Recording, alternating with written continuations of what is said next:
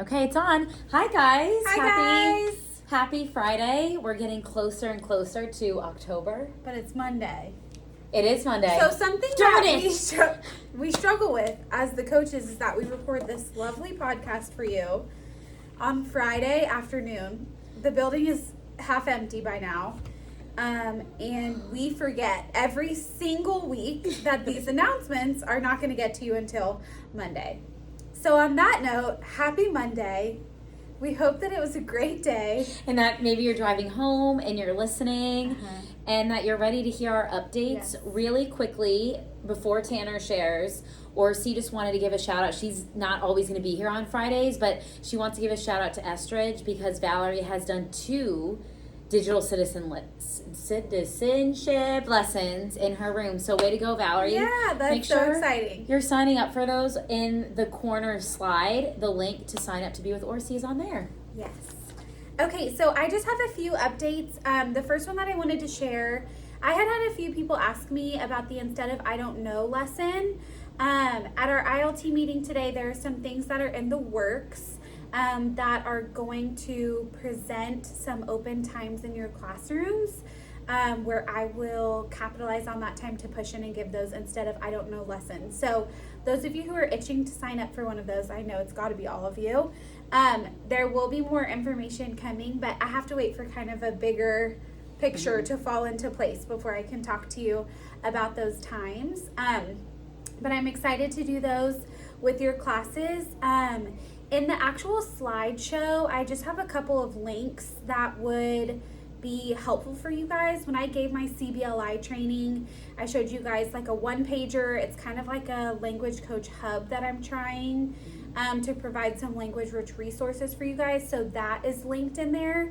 And then they actually on Seesaw have released like a whole library of language-rich Seesaw activities specifically for newcomers. I would say that you could use them not just for newcomers, but some of your students who are showing more of those bilingual and intermediate behaviors. It just encourages like some speaking and some listening, a little bit of comprehension, stuff like that. So I linked that whole library. Those are some good activities you could probably provide during WIN time for a couple of students who may benefit from that. Shout out to a couple people who have reached out specifically to me about some resources to help support a student. I printed a visual schedule for Valerie who has a newcomer. Laura Buckley came in. It was like a quick 20-minute meeting and I provided her some resources to try out with the kids. So it really doesn't have to be anything formal if you're looking for some support. Taylor asked me about a newcomer 4th grader, and so I've really enjoyed that part of this job. I'm finally starting to get to do some of that stuff. So it doesn't have to be anything fancy when you guys are looking for resources. So just let me know, shoot me an email, and I'm more than happy to help. I have a training. I guess what would technically be today. I had a training on Monday. That is going to talk to us about how we as LCs will roll out the new platform to you guys to input accommodations. And I have something that I'm working on that I'm pretty excited about for the linguistic snapshot for you guys to try and simplify that process and putting in their accommodations. So I keep telling you, it's on the horizon, but I have to receive the formal training on the platform before I can get you guys any of that communication. So it is coming, so stay tuned for that. On the thing that Tanner's making for y'all is amazing. Yay! There are always things that I'm like, I wish I was in the classroom so I could use them. It's good stuff. Okay, so my section, I'm going to explain first what is on the slide with just some links to explain what is there, and then just some other things verbally to share. So academic assessment overviews were provided at my training yesterday from the district. So for every single subject area, it says what are assessments that you can give, what's their purpose, and where you can find them. Specifically in social studies, there's not a link provided, but just know that when you're cluster planning and you're looking at your lessons, at the bottom are assessment options. So make sure you're clicking on those and looking at them. I know 2nd grade and I in planning, we pulled one up and we did edit the assessment to fit more with what they were teaching, but we were able to give like a multiple choice grade. So I know that grades are something that's on our minds, and so this is just a great way to see what can I be giving in each subject area and why are they important. So all those links are there. We also, Tanner, Orsi, and I were at our first Coachella. We were all got to be together in a training, and the Student Services Department shared a link of social stories and skills and videos that the three of us were like, we have to share with y'all. Because we know that morning meetings, we're focusing on that social emotional learning, but there's just so many kids that could benefit from just sitting down and watching like an SEL video or having a book in their book box that addresses social skills that they need to be working on. And so that link is in there with tons of ideas. You can do them in small group like behaviors that keep coming up in class. Do it as the morning meeting. Yeah, and I would let us know if we both have had to do those things, and so we are more than happy to, during a planning time, pull that up, because we know behavior is part of instruction. That's what I linked in there. I also linked just some resources the district shared about National Hispanic Heritage Month. We know that's being rolled out on Monday with Judy, and I'm going to email, or I might have emailed already, the flags, or they're in the buzz, that you will print out for your class so they can decorate those, and then you'll just put those in my box so I can start hanging them up in your hallway. But if you want more instructional resources during the day, I've linked something there for you that the district shared. There are a couple things that I'm just going to be emailing specific teams and grade levels information that pertains just to your grade with curriculum updates, so just be on the lookout for those emails. But I did just want to touch on, if you ever miss an episode of our podcast, they're always going to be linked in the buzz. You can just click the back button and watch or see anything we've linked. So like last week, I linked a scoring of like how you can score your EOLs. It's not linked this time, but if you just click the back button, there's a video that shows Danny doing like a think of loud of like how to grade these and the purpose behind how we grade EOLs.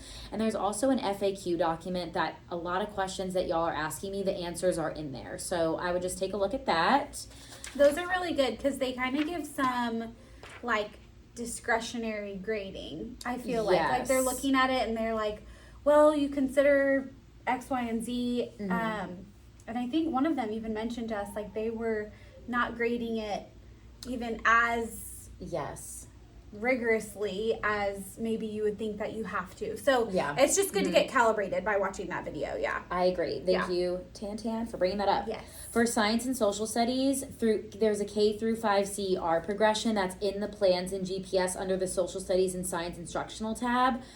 I would really look at that because I know yesterday Becca and I were in a training and it just talked about how important every aspect of the workshop model is, because the district has really tried to like connect across content skills. So like if you are not diving into CERs, that's a lost opportunity to help teach skills that kids need on their writing SCRs in the upper grades. And remember, K1 and I think too, you can verbally have kids practice these skills, but I was as a team, I would be thinking of, okay, are we doing CERs? Have we been following the progression? If not, let's talk about it in planning. I already talked about that, and I already talked about that. Be on the lookout for, like I said, a couple emails for your grade level, but also we're really excited. There's some exciting professional learning opportunities that are coming up in the month of October for y'all, not just in certain content areas, but just things for you as a team. And in an email, I'm going to be sending all of that information.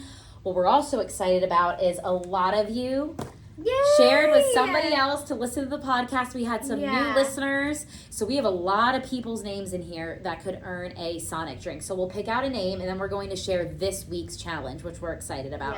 So want to give me a drum? All right, here we go. Okay, let's see who it is. Clag! Yeah!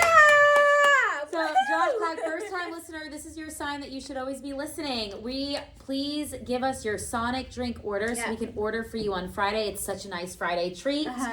Shelby came running when I delivered her Diet Dr. Pepper. She was like, I forgot. I'm so excited. It's so fun on Friday. So yes, we always need a little bit of a pick-me-up. And so for this week's challenge, when you are watching The Corner, send like a selfie of you, whether you're in your car, you're sitting in class, maybe you're with somebody else, and send that to us, and we're going to next Friday on our social media accounts post those people and highlight them that they've seen the corner. Listening to their coach's podcast. Yeah. And the coordinators look at those things, admin looks at those things, our community looks at that, and so that's just a great opportunity to boost you. And so that is going to be the challenge, is So send the coaches your corner selfie. Yeah. And then, You never know. We might pick more than one winner too. oh, I mean, we might be getting to that point. we're where we getting pick to more that than one. point. Yeah.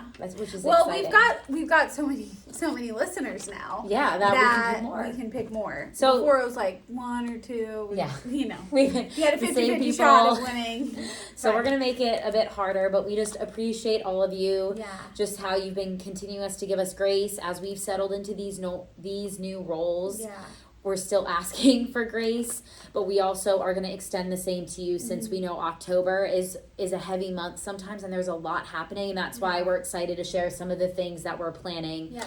to just help support We're you. trying to bring the joy and the fun and make some of the PD elements not feel like something else that you have to do, and more of like I get to go to the coach's corner for X, Y, and Z for something today. Yeah. So We're being we're trying intentional. to keep it light for you guys. You guys manage a lot, and we know that at this point in the year, especially as we do get to October, assessments start dying down, and it feels like the pressure just starts kind of piling up. So we want to always make it fun for you guys. We are always here to support you guys, whatever that might look like. Stepping out of your classroom for just a couple minutes, Helping in your co-teaching. classroom.